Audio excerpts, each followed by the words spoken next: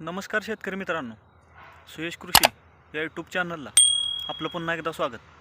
आजच्या व्हिडिओमध्ये आपण प्रामुख्याने ज्यावेळी आपणाला थंडी जाणवणार आहे किंवा थंडी चालू होणार आहे त्यावेळी आपणाला प्रामुख्याने टोमॅटो पिकामध्ये अशा पद्धतीने प्लॉट डेव्हलप झालेला आहे, त्यावेळी आपणाला प्रामुख्याने साईज मिळाली पाहिजे.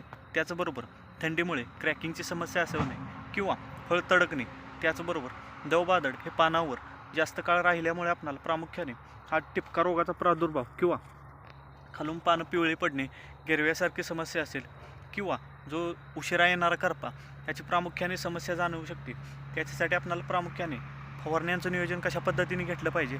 त्याचबरोबर ज्यावेळी अचानक थंडी पडणार आहे त्यावेळी आपल्याला चांगल्या पद्धतीने रूट झोन ॲक्टिव्ह राहिला पाहिजे की ज्यामुळे आपल्याला कंटिन्यू शेंडा चालू राहिला पाहिजे किंवा सध्या थंडी जास्त पडल्यामुळे बाजारभावसुद्धा चांगल्या पद्धतीने वाढण्याची शक्यता आहे. त्याच्यामध्ये आपल्याला प्रामुख्याने अशा पद्धतीने आपला जो प्लॉट डेव्हलप झालेला आहे किंवा मालाचं सेटिंग हे अशा पद्धतीने जे झालेलं आहे याच्यामध्ये प्रामुख्याने ह्या मालाची चांगल्या पद्धतीने साईज मिळाली पाहिजे, फुगवण झाली पाहिजे. त्याचबरोबर क्रॅकिंग जाणवलं नाही, क्रॅकिंग आपल्याला थांबवता आलं पाहिजे.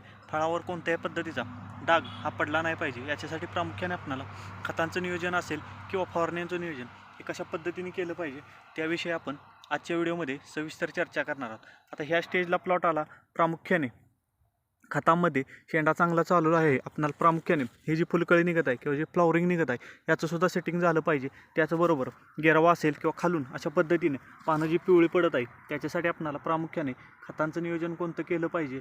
याच्यासाठी आपणाला प्रामुख्याने पहिल्या ड्रिपच्या ॲप्लिकेशनमध्ये आपण प्रामुख्याने ह्या स्टेजला प्लॉट आल्यानंतर आपण 1222 ICL कंपनीचं 1222 हे एकरी आपल्याला 4 ते 5 किलोपर्यंत एकरी देऊन घ्यायचं आहे. त्याच्यासोबत स्प्राऊट हे एकरी 2 लिटर स्प्राऊट देऊन घ्या की ज्यामुळे तुम्हाला क्रॅकिंगची समस्या असेल किंवा जो फळावर येणारा डाग असेल त्याचबरोबर फळाची फुगवण ही चांगल्या पद्धतीने तुम्हाला हे झालेली ही पाहायला मिळणार आहे. आता पहिलं ड्रिपचं ॲप्लिकेशन आपण 1222 त्याच्यासोबत स्प्राऊट दिलं. त्याच्यानंतर आपल्याला 3 ते 4 दिवस गॅप द्या. 3 ते 4 दिवसानंतर तुम्ही खताच्या माध्यमातून दुसरं ड्रिपचं ॲप्लिकेशन देऊ शकता की ज्याच्यामध्ये एकरी 4 ते 5 किलोपर्यंत आपणाला पोटॅशियम सोनाईड घ्यायचं आहे. त्याच्यासोबत बोरॉन हे 500 ग्रॅम घ्यायचं आहे की ज्यामुळे फळावर येणारे विचित्र डाग असतील व चित्रा येणारा असेल, त्याचबरोबर जो आपणाला प्रामुख्याने गर भरला पाहिजे, वजन मिळालं पाहिजे, त्याच्यासाठी ते दुसरं ड्रिपचं ॲप्लिकेशन द्या. त्याच्यानंतर 3 ते 4 दिवस किंवा 4 ते 5 दिवस गॅप द्या. 4 ते 5 दिवसानंतर तुम्ही ड्रिपच्या माध्यमातून तिसरं ड्रिपचं ॲप्लिकेशन देऊ शकता की ज्याच्यामध्ये 060-20 असेल किंवा 042-47 असेल या खताची मात्रा देऊ शकता. 060-20 वापरायचं असेल तर एकरी 4 ते 5 किलोपर्यंत वापरा. त्याचबरोबर 42-47 हे 2.5 ते 3 किलोपर्यंत वापरू शकता किंवा ICL कंपनीचं 044-44 या खताचासुद्धा तुम्ही वापर करू शकता की ज्यामुळे तुम्हाला जो माल चांगल्या पद्धतीने फुगवण होणार आहे किंवा 1 ते 2 तोडा झाल्यानंतर शेंड्याचा माल हा चांगल्या पद्धतीने साईज मिळाली पाहिजे. त्याच्यासाठी ह्या खतांचा तुम्ही चांगल्या पद्धतीने वापर करू शकता. जर 12-22 मिळालं नाही तर तुम्ही 13-0-45 कॅल्शियम नायट्रेट किंवा 13-0-45 चिलेटेड कॅल्शियम याचासुद्धा ड्रिपच्याद्वारे हा वापर करू शकता की ज्यामुळे क्रॅकिंग थांबणार आहे. आता फवारण्यांच्या माध्यमातून कशा पद्धतीने नियोजन करायचं ह्या स्टेजला प्लॉट आला, प्रामुख्याने टिपका असेल किंवा जीवाणूजन्य करपा असेल, त्याचबरोबर फळावर येणारे डाग असतील याच्यासाठी तुम्ही साधी फवारणी करू शकता की ज्याच्यामध्ये सिविक Z78 त्याच्यासोबत सिलिकॉन याची फवारणी करू शकता किंवा इझुकी M45 त्याच्यासोबत कासोगामायसिन असेल व स्टेप्टो असेल याचासुद्धा वापर करू शकता.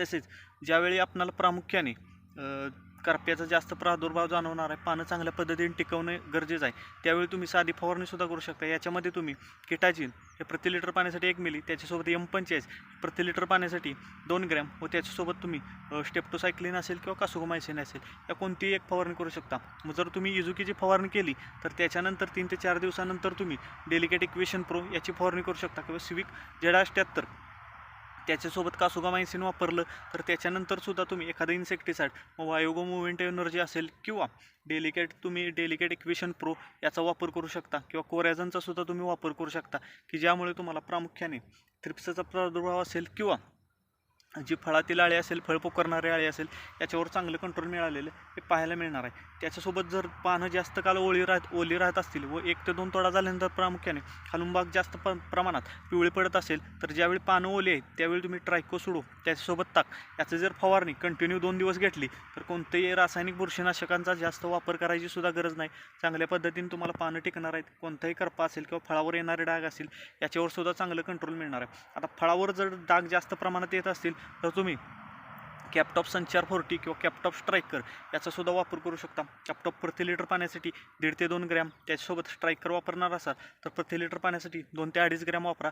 चांगल्या पद्धतीने तुम्हाला कंट्रोल किंवा चांगलं जे फळावाला चांगल्या पद्धतीने अशा पद्धतीने शायनिंग असेल किंवा कलर असेल, लस्टर हे मिळालेलं तुम्हाला पाहायला मिळणार आहे. तर आजच्या व्हिडिओमध्ये प्रामुख्याने ज्यावेळी थंडी आपणाला पडणार आहे त्यावेळी प्रामुख्याने फळाची साईज मिळवणे, क्रॅकिंग थांबवणे, त्याबरोबरच रूट झोन चांगला ॲक्टिव्ह ठेवणे, तसेच फळावर कोणत्याही प्रकारचे डाग हे न येणे, पानं चांगल्या पद्धतीने टिकवून राहणे याविषयी आपण सविस्तर चर्चा केली. तर चला, आपणाला आजचा व्हिडिओ कसा वाटला हे कमेंटच्या माध्यमातून जरूर कळवा. तसेच जर आपण चॅनेलला प्रथम आला असाल तर चॅनेल नक्की सबस्क्राईब करा, व्हिडिओला लाईक व शेअर नक्की करा. धन्यवाद.